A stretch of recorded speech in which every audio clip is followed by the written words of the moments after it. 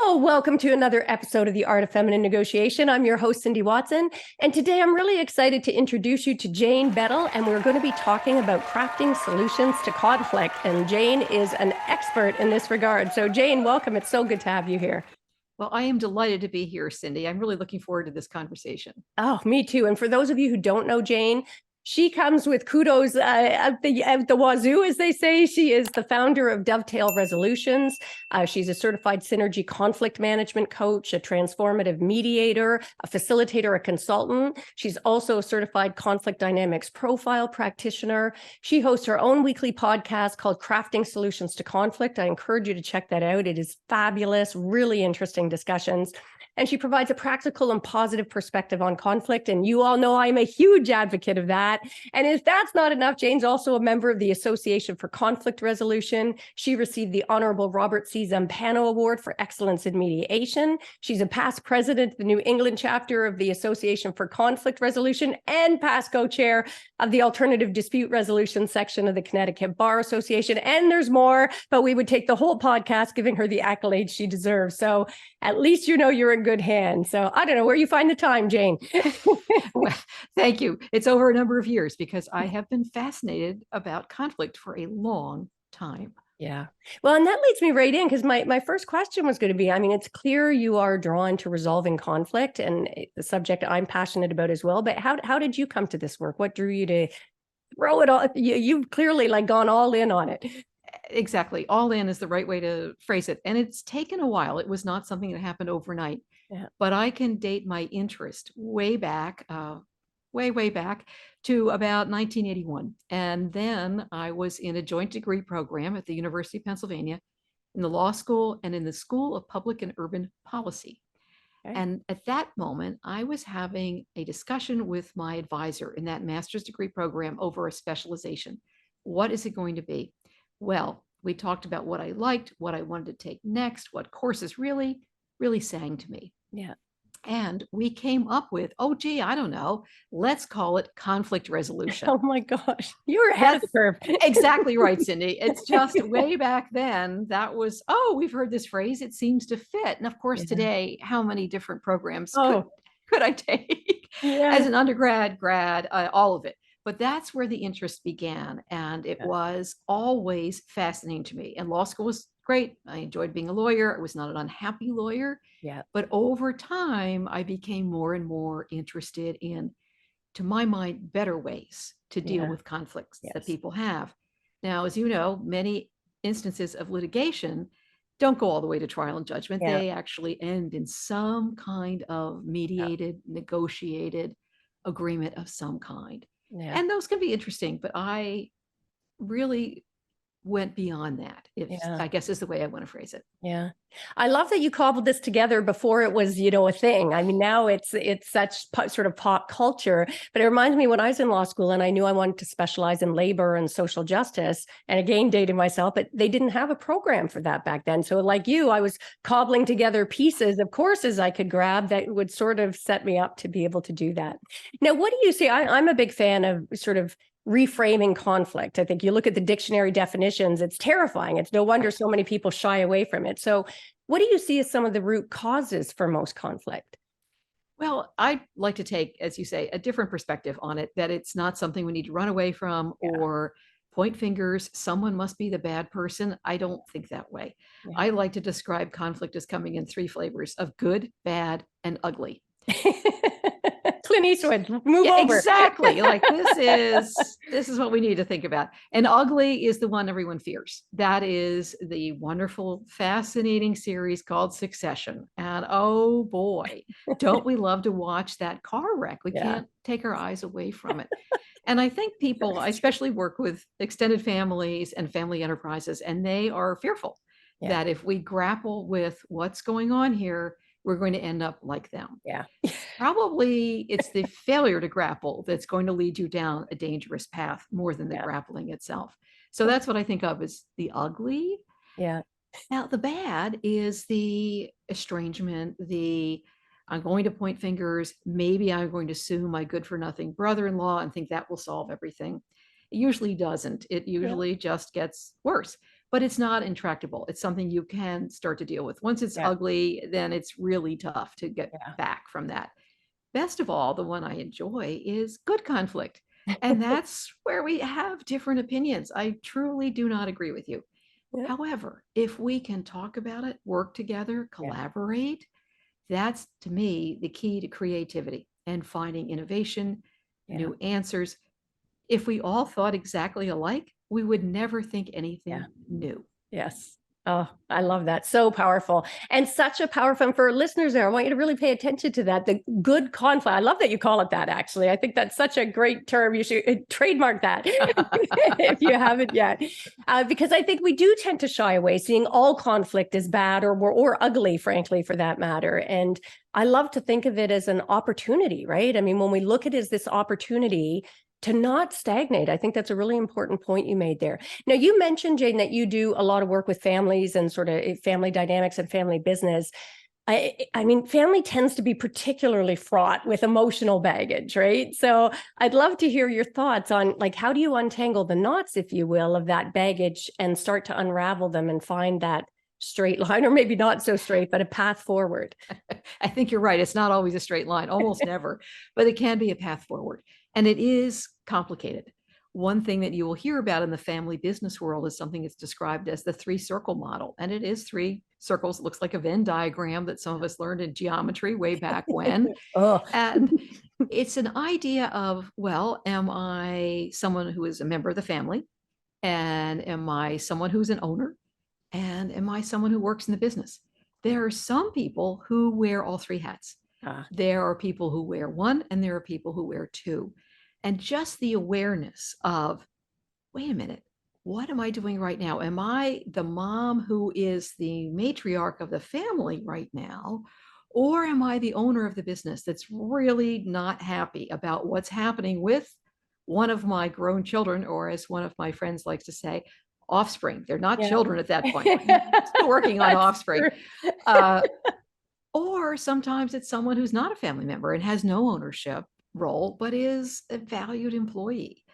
Finding a way, first of all, just to recognize this is tough. This is not an indication that you're a difficult family or you're failing in any way, that you find this hard to do. Of course it's hard to do. How could it not be? You have different people, different perspectives, different life experiences, different priorities. So first of all, just understanding, okay, we're not all going to agree on every single thing. Communication, what do you know, is the key.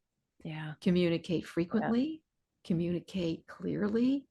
And it's quite interesting, Cindy, there's actually some research out there suggesting that frequent communication is important. It doesn't have to be complicated. It doesn't have to be any particular mode. If it's a text, fine. If it's an email, fine. Pick up the phone, whatever works. But keeping people connected allows them, once things start to get a little dicey, okay, we have a foundation. We know each other. We can start to work on this.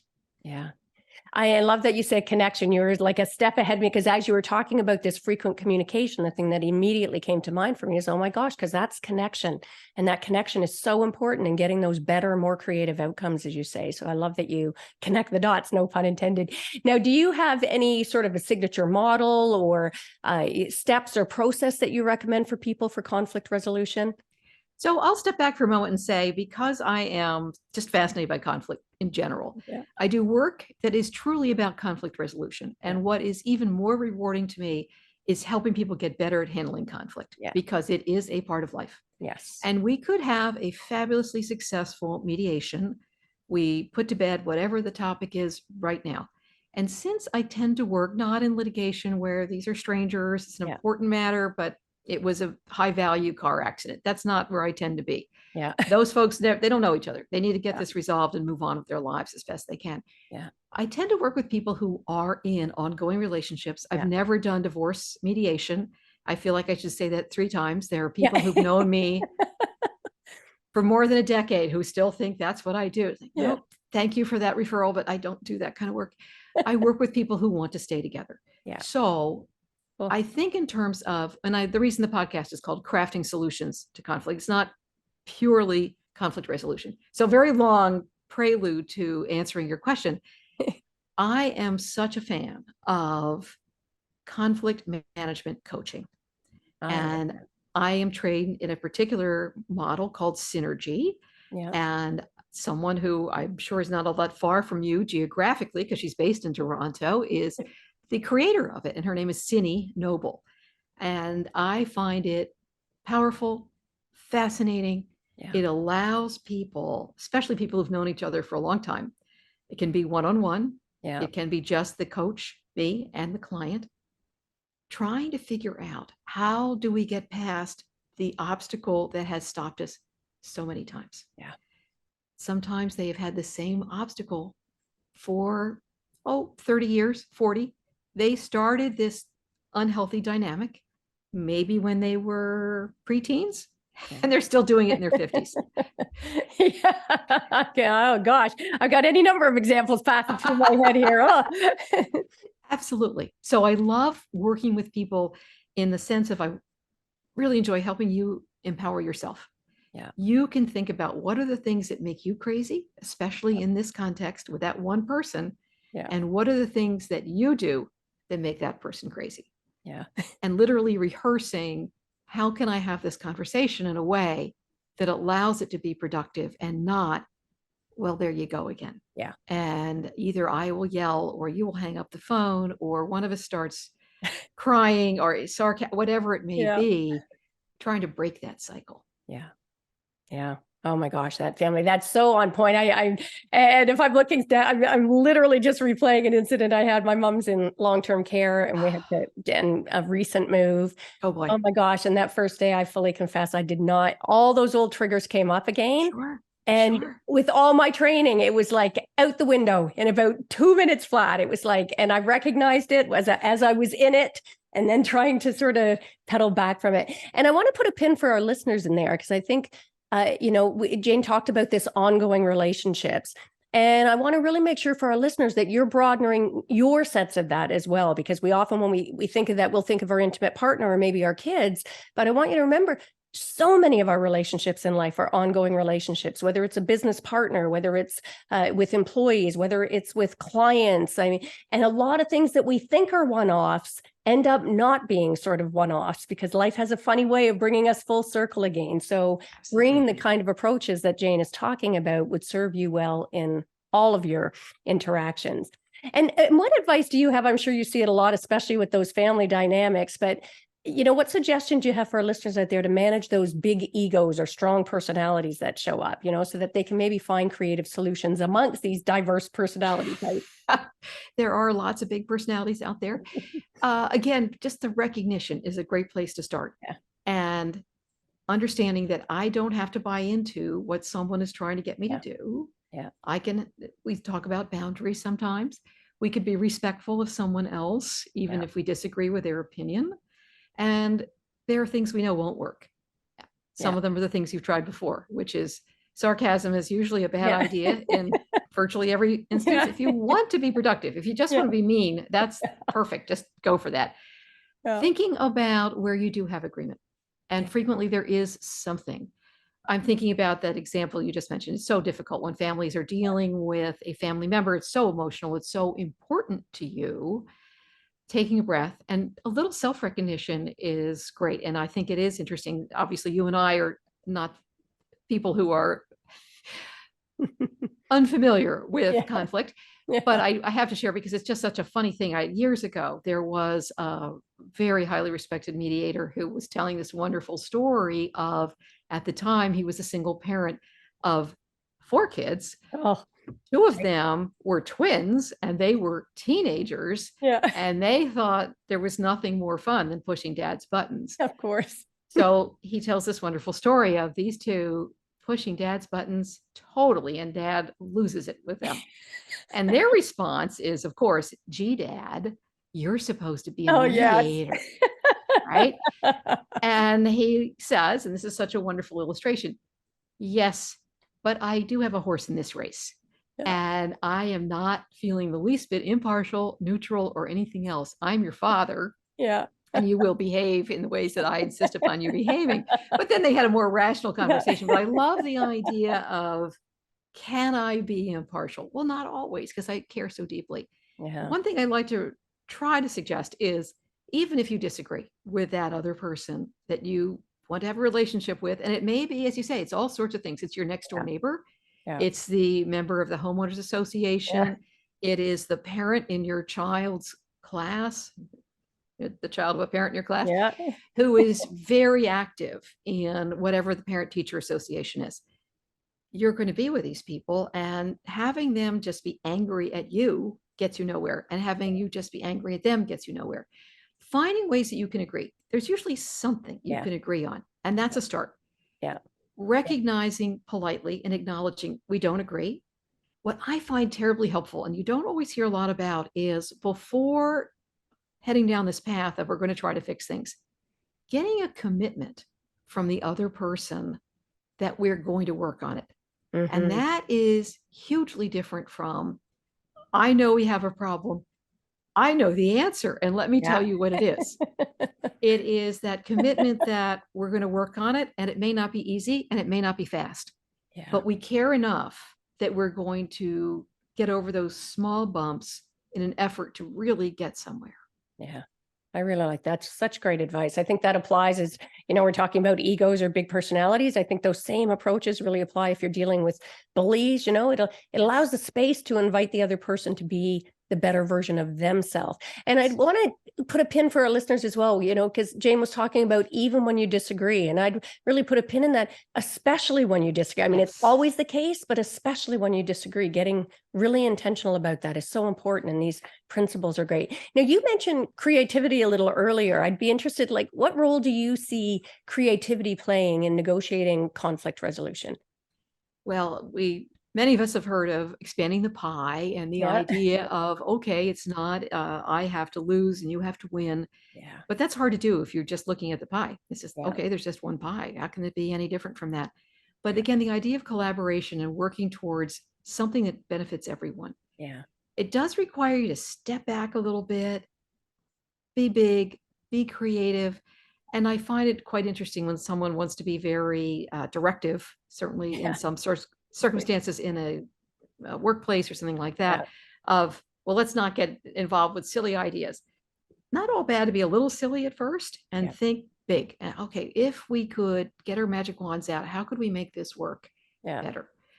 Also thinking in terms of, it doesn't have to happen perfectly right now. How could we, as you say, move in the right direction? We probably can't fix something that's been going on badly for a long time in, an hour or two. And sometimes people will contact me like, oh, well, can we solve this problem of a decade with one meeting? I've got an hour. Get it done. That's probably not going to happen. And it is important to try to figure out how to get folks engaged. How will they think it's worth their while? Some people think, I have a lot of power in this situation. Why would I care? I'm just going to force my way forward. Sometimes people do that for a while. Sometimes what is particularly interesting to me is we talk about stakeholders. Sometimes they're not always the same as, for example, the shareholders in a family business. The shareholders may be a far smaller group. The stakeholders include the people that the shareholder goes home to. And yet again, complains about, oh, I'm so unhappy at work. I'm so angry at my fill in the blank father, cousin, brother-in-law. That person who's hearing all of that may be the one who says, it's really time to do something. And if that means you have to get off your high horse, then please do it, because you are affecting our family life. This is not something that is tenable. We can't go on like this. But thinking about, what have other people done in a similar circumstance, which can be hard because frequently extended families, family enterprises think, oh no, we're the only ones. No one else ever struggles. We must be bad. We have to figure out how we could ever have gotten in this situation. So Cindy, when I talk with families, one of the first things I will say is, as far as I'm concerned, blue ribbon that you are interested in working with me. Lots of families are facing this. You're trying to do something about it. Bravo. So good.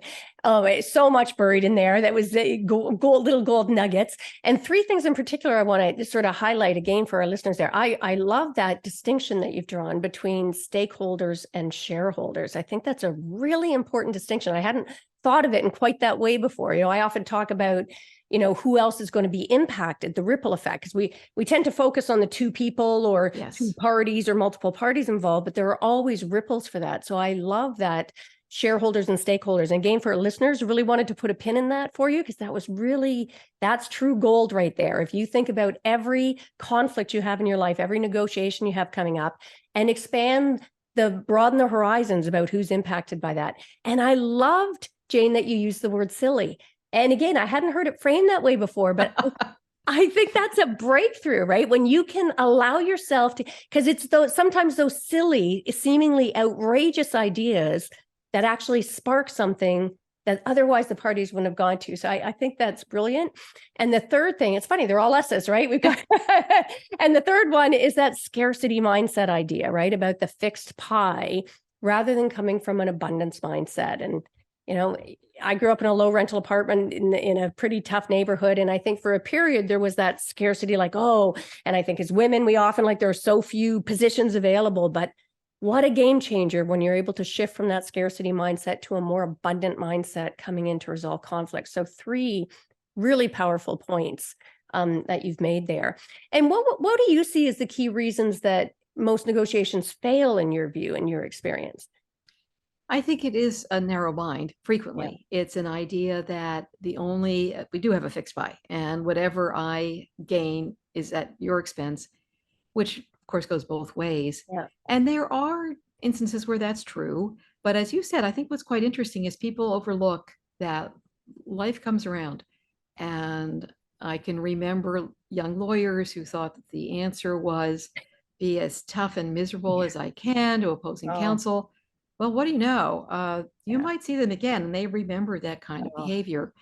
I think also that when you have a mindset of, let's see where we can work together, that can be very helpful. Yeah. And sometimes people even think of it graphically of, are we opposing each other or are we working together? And truly our opposition, if you will, is the problem itself. Yeah. How do we work on that problem together? Yeah. But it's a different mindset. It's an unusual mindset. And as you know, people can jump to conclusions that if you are not being, quote, tough, that you are weak. Yes. And women in particular can be tagged with that, even though, as you say, and know so well, there's even research that backs up the idea that, no, we're going to have better solutions for everyone if we can take a more collaborative, creative, open approach. Yeah.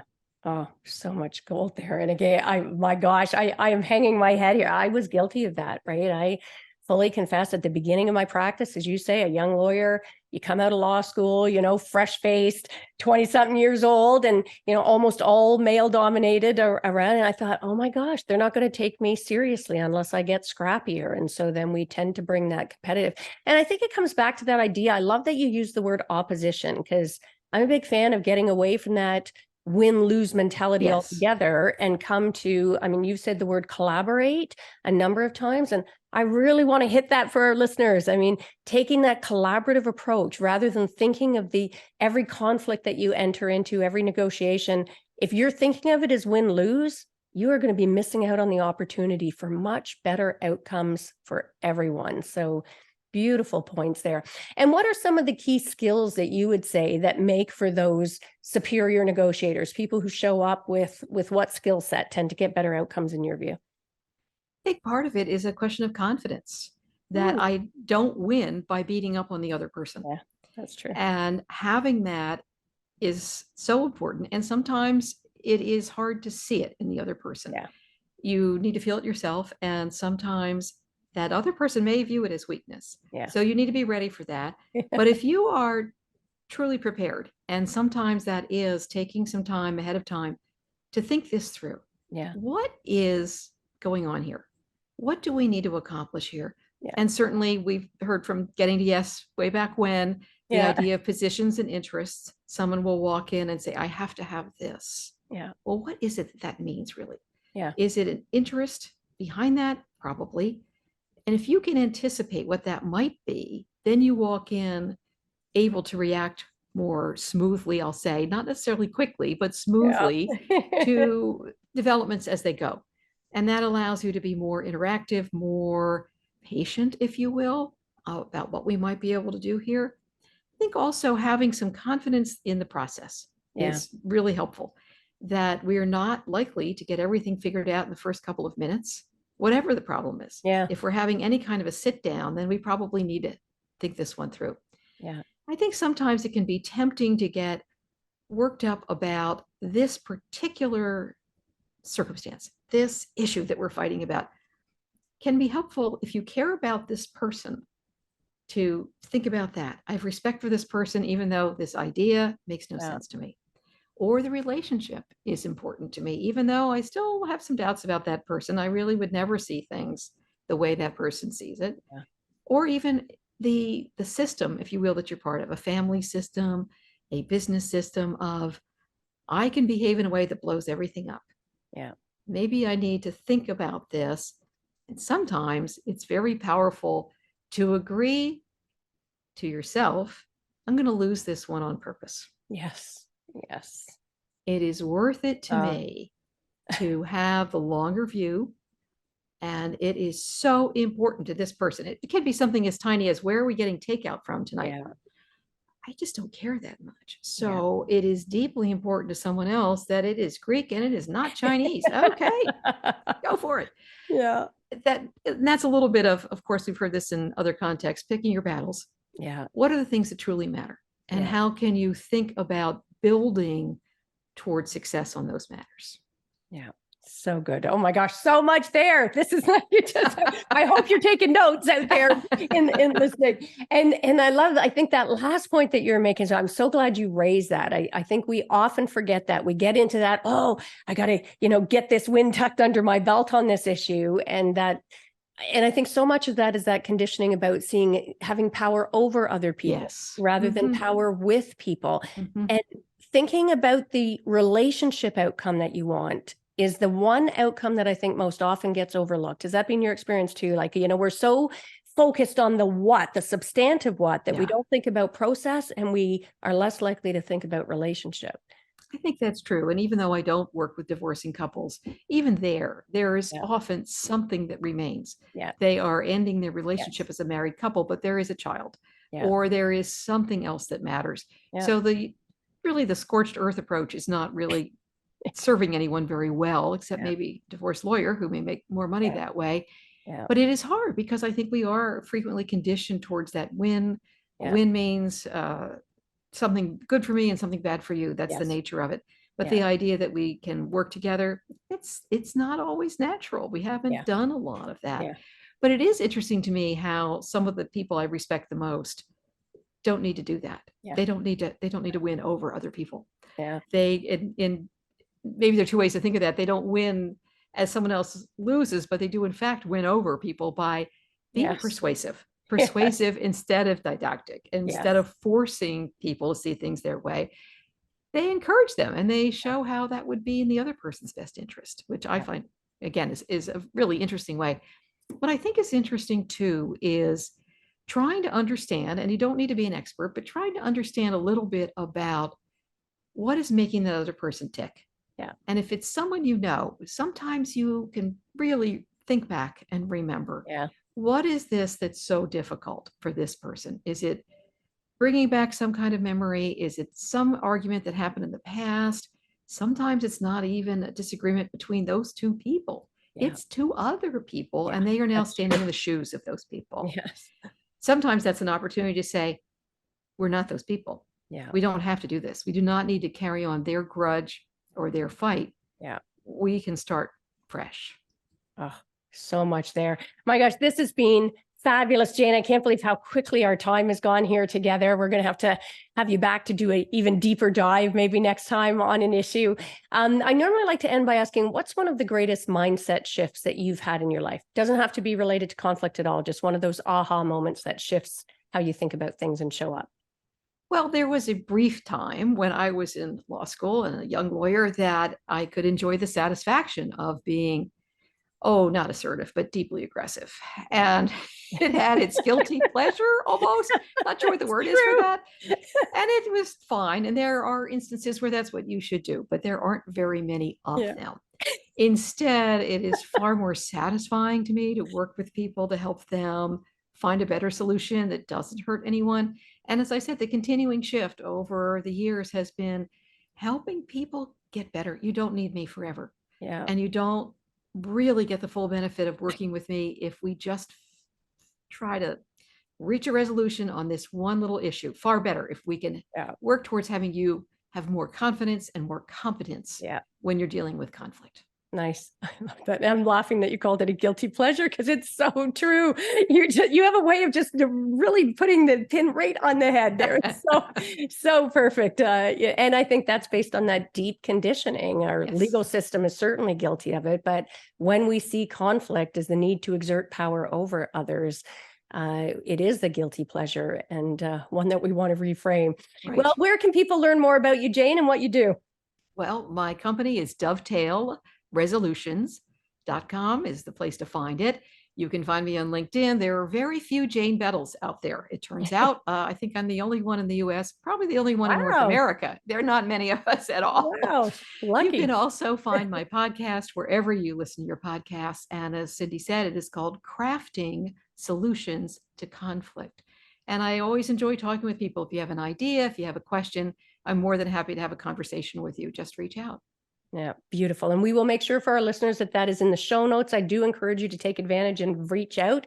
And I have no doubt you got loads of value from this episode because there was just so much content that Jane gave and unique perspectives on conflict as well that can be a game changer for you.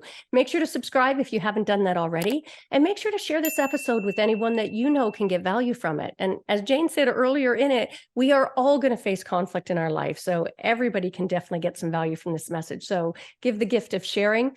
And before we sign off today, as always, just want to share just some ways we can work together if you happen to be looking to up-level your negotiation skills. I've got everything from online to group to my signature mastermind or VIP experiences to help you better leverage your innate power to get more of what you want and deserve in life. That sounds interesting. Check out our website at artoffemininenegotiation.com and make sure to grab a copy of my book if you haven't yet as well, The Art of Feminine Negotiation, How to Get What You Want from the Boardroom to the Bedroom. And definitely Jane and I share a lot of philosophies on that issue. And that is a wrap for this episode. So until next time, go forth and negotiate your best life on your terms so you can stop missing out and start getting more of what you want and deserve from the boardroom to the bedroom. Until next time, take care.